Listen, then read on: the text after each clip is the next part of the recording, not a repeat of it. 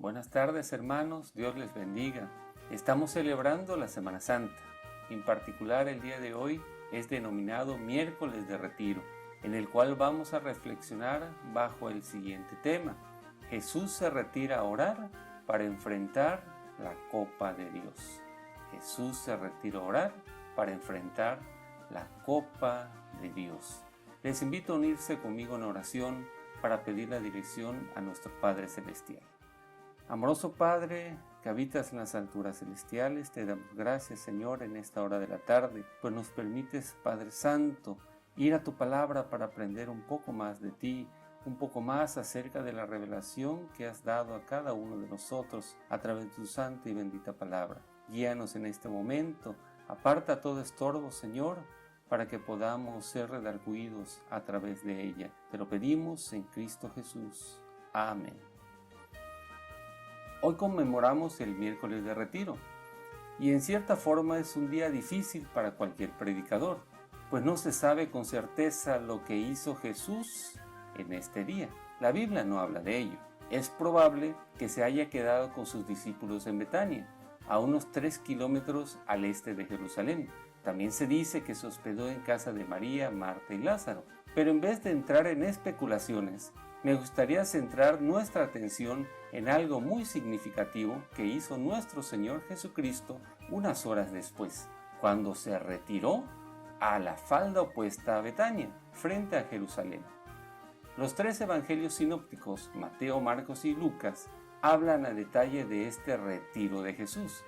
Para efectos de la presente predicación expositiva, vamos a hacer un exégesis en el primero de ellos, por lo que les pido tengan abiertas sus Biblias en el pasaje de Mateo, capítulo 26, versículos 36 al 46. Y cuando sea necesario, haré referencia a los pasajes paralelos en Marcos, capítulo 14 y Lucas, capítulo 22. Para entrar en contexto, debemos iniciar con el versículo 30 de Mateo, capítulo 26, ya que es el punto de partida de nuestro análisis. Este versículo dice de la siguiente manera: y cuando hubieron cantado el himno, salieron al monte de los olivos. Este pequeño versículo nos da una pauta inicial de este estudio. Ahí nos dice, cuando hubieron cantado el himno, salieron. ¿Quiénes salieron? Aquí no lo menciona explícitamente, pero en el pasaje paralelo en Lucas 22 menciona que Jesús y sus discípulos fueron aquellos que salieron. De ahí pasamos entonces al inicio de nuestro pasaje bíblico en el versículo 36 de Mateo 26, que dice así: entonces llegó Jesús con ellos a un lugar que se llama Getsemaní y dijo a sus discípulos: sentaos aquí, entre tanto que voy allí y oro. Aquí en este pasaje, en este versículo, podemos analizar algunos detalles.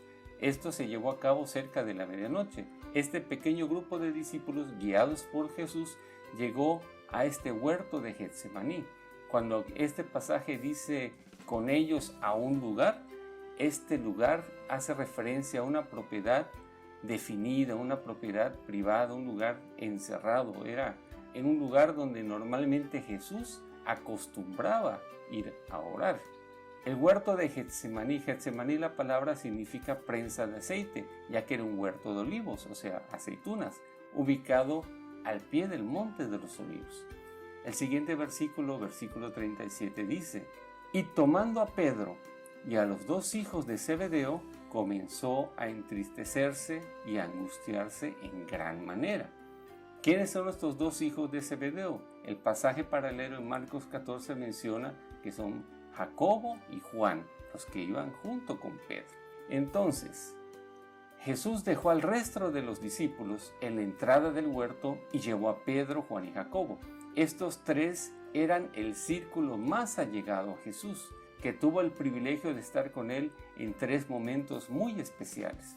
En la transfiguración, que se menciona en Mateo 17, cuando sanó a la hija de Jairo, en Lucas capítulo 8, y ahora, en este momento, en este retiro tan especial que tuvo nuestro Señor Jesucristo.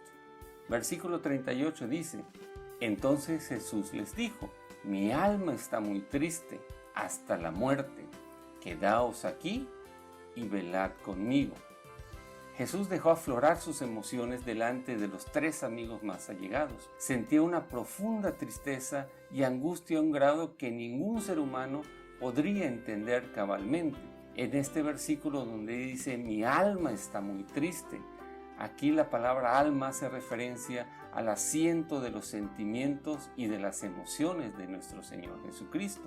Cuando Él les pide, velad conmigo, no tenía el propósito de alertarles cuando viniesen los enemigos para que Él pudiese escapar. Más bien, Jesús deseaba el sostén y compañía que sus discípulos podrían proporcionarle en su hora de angustia. Pero vamos a saltarnos en este momento el siguiente versículo y vamos al versículo 40. Mateo 26:40 dice, vino luego a sus discípulos y los halló durmiendo, y dijo a Pedro, ¿así que no habéis podido velar conmigo una hora? ¿Cuánta desilusión y dolor pasó Jesús en esas últimas horas? Anunció que Judas lo iba a entregar. Hubo controversia entre los discípulos en el aposento alto sobre quién sería el mayor. Jesús anunció la negación de Pedro y ahora, en este momento, los discípulos se duermen a pesar de que Él les había pedido que lo acompañasen despiertos. Velad conmigo es una súplica más que un mandato. Jesús los necesitaba. Ellos le fallaron. La pregunta, ¿así que no habéis podido velar conmigo una hora?, capta esa gran desilusión que sintió Jesús en ese momento. Versículo 41 dice, velad y orad para que no entréis en tentación. El espíritu a la verdad está dispuesto, pero la carne es débil. Aquí tenemos el otro lado de la moneda. Ellos necesitaban también velar y orar por su propio bien, para que no entréis en tentación, dijo nuestro Señor Jesús. Aquí la palabra velad hace referencia a una vigilia, a mantenerse despierto, a estar alertas de manera espiritual. Y cuando menciona la palabra tentación hace referencia a esa prueba, ya que ellos iban a ser probados duramente en las próximas horas, en los días siguientes. El espíritu a la verdad está dispuesto, pero la carne es débil. ¿Cuántas veces no hemos escuchado esta frase que desgraciadamente muchas veces se utiliza como un pretexto para pecar? Esta frase hace recordar la lucha que Pablo menciona y describe en Romanos capítulo 7, donde hace referencia a espíritu y carne. Y en este contexto, espíritu y carne se refiere a la nueva naturaleza, espíritu, el buen propósito de agradar a Dios, y carne se refiere a la vieja naturaleza, la debilidad o falta de voluntad para poder hacerlo. El que vela y ora en forma continua descubre que, aun cuando la carne es débil, el espíritu y la voluntad se imponen y aseguran la firmeza durante las pruebas y tentaciones. Pero ahora vamos a regresar a ese versículo que saltamos hace un momento, a ese versículo 39. Yendo un poco adelante, se postró sobre su rostro, orando y diciendo, Padre mío, si es posible, pase de mí esta copa, pero no sea como yo quiero, sino como tú. En este fragmento bíblico es donde tenemos el punto central de nuestra reflexión. ¿Qué diferencia a las oraciones de muchos cristianos hoy en día, que pretenden ordenarle y exigirle a Dios en oración sus deseos, en vez de someterse a su perfecta voluntad, tal como lo hizo Jesús? Sigamos en este momento donde nos quedamos hace un rato, en el versículo 42, donde dice, otra vez fue y oró por segunda vez, diciendo, Padre mío, si no puede pasar de mí esta copa sin que yo la beba, hágase tu voluntad. Vino otra vez y los halló durmiendo, porque los ojos de ellos estaban cargados de sueño. Y dejándolos se fue de nuevo y oró por tercera vez, diciendo las mismas palabras. Podemos ver esta oración. Jesús elevó la misma oración 3 veces. Fue una lucha real, fue una angustia real. Aunque no lo mencionan Mateo y Marcos, el Evangelio de Lucas sí menciona lo siguiente. y se le apareció un ángel del cielo para fortalecerle, y estando en agonía, oraba más intensamente, y era su sudor como grandes gotas de sangre que caían hasta la tierra. ¿Jesús sudó sangre? Está comprobado científicamente una condición denominada hematohidrosis, la cual se produce en condiciones excepcionales. Se atribuye a estados muy intensos de estrés que provocan una congestión de los pequeños vasos sanguíneos de la membrana basal de la piel alrededor de las glándulas sudoríparas. La sangre se mezcla con el sudor y fluye como tal por la piel. No perdamos de vista que el único que menciona este detalle es Lucas, el único médico del grupo. Sin embargo, no debemos obviar el hecho de que tal afirmación está precedida por la palabra como, lo cual nos invita a pensar que las gotas de sangre se trataban de un símil, o sea, algo parecido a algo, lo cual pudo haber usado Lucas para resaltar la intensa agonía de Jesús. Pero haciendo un lado las conjeturas, lo que debe de importarnos realmente aquí es la gran lucha y angustia que vivió nuestro Señor en este momento. Ahora bien, ¿Jesús vacila ante la perspectiva de la cruz? Jesús clamó 3 veces: si es posible, pase de mí esta copa. Muchas personas piensan que cuando Jesús habla de la copa, Él estaba pensando en la cruz, en los azotes, y que eso provocó que sudara gotas como de sangre. Entonces, ¿cómo es posible que los apóstoles y un sinfín de mártires que fueron a la cruz, a la hoguera, y aún la historia de la iglesia nos dice que estaban cantando himnos llenos de gozo por ser crucificados como su Señor? Entonces, ¿cómo es que ellos tuvieron más valentía que su Salvador? ¿De verdad creen que nuestro Salvador estaba asustado por una lanza romana? Para comprender el verdadero motivo del Señor por su angustia y petición al Padre, debemos antes conocer el problema más difícil y más grande que podemos apreciar en toda la Biblia, el cual es que Dios es bueno. ¿Y por qué eso es un problema? Porque nosotros no lo somos. Si Dios es santo y justo, no puede perdonar ni cubrir tus pecados. Como Dios es justo, a la vez Dios es amor. Él odia la maldad. Es erróneo pensar que como Dios es amor, no debe odiar.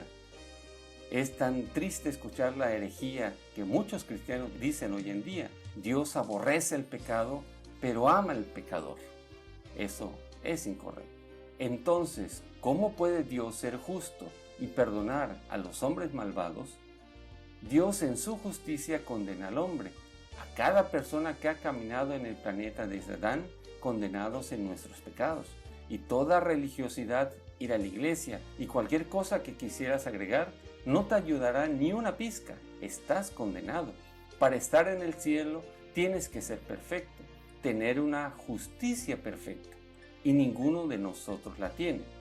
La respuesta entonces al interrogante de cómo puede Dios ser justo y perdonar a los hombres malvados es que Dios en su amor se hace hombre y vive la vida que tú no podrías vivir, no solo evitando el pecado, sino al mismo tiempo viviendo una vida de justicia perfecta. En Semana Santa es tan normal escuchar mensajes o ver películas en la televisión sobre Jesús siendo clavado al madero por los romanos, golpeándolo y atravesándolo con una lanza, y de todo lo que los romanos le hicieron a Jesús y cómo eso lo mató. Pero todo eso desvirtúa el verdadero sentido de la cruz. No somos salvos de nuestros pecados porque los romanos azotaron y mataron a Jesús. Somos salvos de nuestros pecados porque cuando Él estaba en la cruz, todos nuestros pecados fueron imputados sobre Él. Y entonces Dios Padre abandonó a su único Hijo, no porque no tuviera la fortaleza para verlo sufrir, sino porque su Hijo único se había hecho pecado. Y la separación de Dios que tú deberías experimentar durante toda la eternidad fue la separación que el Hijo de Dios experimentó en esa cruz, por la cual Él clamó: Elí, Elí, lama sabactani, Dios mío, ¿por qué me has desamparado? Y entonces Jesús, además de sufrir esa separación de la presencia de Dios, recibió toda la fuerza de la ira de Dios. el odio santo de que Dios debió derramar en nosotros por nuestros pecados, Él lo derramó sobre su propio Hijo. Isaías lo menciona claramente en el capítulo 50, verso 10, donde dice: Jehová quiso quebrantarlo.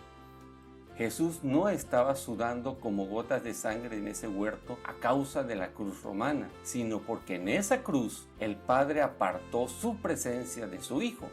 Y en esa cruz el Padre derramó toda su ira contra su Hijo. Y a eso se refiere la copa, a la ira de Dios. ¿Cuántas enseñanzas hemos encontrado en este pasaje bíblico? Es tan triste como común escuchar a muchos cristianos decir: si murieras justo ahora, ¿a dónde irías? Bueno, pues creo que iría al cielo, porque he sido una buena persona. ¡Qué grave pensamiento! Si añades cualquier tipo de supuesta virtud al sacrificio de Cristo, es porque no crees en el Hijo de Dios, porque no has comprendido el Evangelio. Tampoco es válido decir: entonces puedo simplemente creer en Jesucristo y vivir como el diablo y aún así ir al cielo. Recordemos dos doctrinas básicas que necesitamos entender muy bien. La justificación es la primera, la cual recordemos que es una declaración legal, donde las personas que creen en Jesucristo son legalmente justificadas ante Dios en base a lo que Cristo hizo por ellos. Y la segunda es la regeneración. Si alguno está en Cristo, nueva criatura es. Las cosas viejas pasaron, he aquí, todas son hechas nuevas.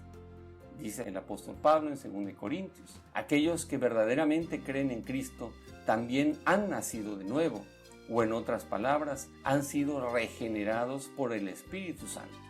Muchos quienes profesan ser cristianos dicen: voy a la iglesia, pero me da pereza hacerlo, pero voy porque es lo correcto, porque tengo que hacerlo. Ahí no hay un verdadero amor por Dios. Eso no es un deseo genuino de servirle. Entonces, ¿cómo es la regeneración? Dios nos transforma por dentro. Dios transforma nuestro corazón, nos quita el corazón de piedra y nos da un corazón de carne. Así es como tú sabes que realmente eres cristiano, que realmente eres un hijo de Dios, no solo porque hiciste una profesión pública de fe, sino porque has experimentado ese cambio, porque no es físico, sino espiritual. Dios ha puesto en ti un deseo irresistible de seguirlo y de agradarle, y cada vez que peques, tu corazón será quebrantado, porque tu corazón ya ha sido hecho nuevo. Demos gracias a Dios todos los días por haber enviado a su Hijo Jesucristo a vivir la vida que nosotros no podíamos vivir y a recibir la ira de Dios que nosotros merecíamos. Gloria a Dios. Bendita sea su santa palabra. Amén.